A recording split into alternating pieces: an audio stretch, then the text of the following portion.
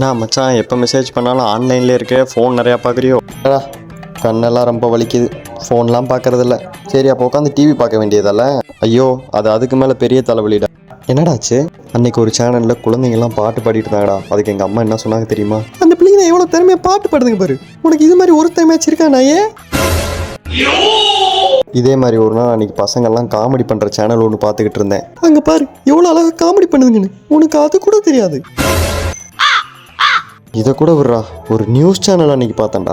அங்கே பாரு படித்து நல்ல மார்க் எடுத்து பரிசு வாங்குதுங்க, உனக்கு அதுவும் வரல. சரி வேற சேனல் பார்க்கலான்னு கிரிக்கெட் பார்த்துக்கிட்டு இருந்தேன்டா. இங்கே பாரு சின்ன பையன், 13 வயசு பையன் எப்படி விளையாடுறான் பாரு. நிறுத்துமா, சின்ன வயசுல நீ ஃபுட்பால் கோச்சிங் சேர்த்து விடுங்கன்னு சொன்னதுக்கு உனக்கு கை உடஞ்சிரும் கால் உடஞ்சிரும், உனக்கு இது வராது தெரியாதுன்னு சொல்லி என்னை இப்படியே உட்கார வச்சிட்டீங்களாமா?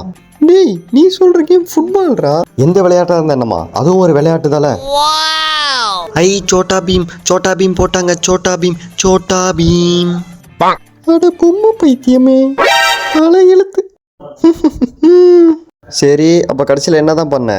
என்ன பண்ணனா? Chhota Bheem full episode பார்த்தேன்ல.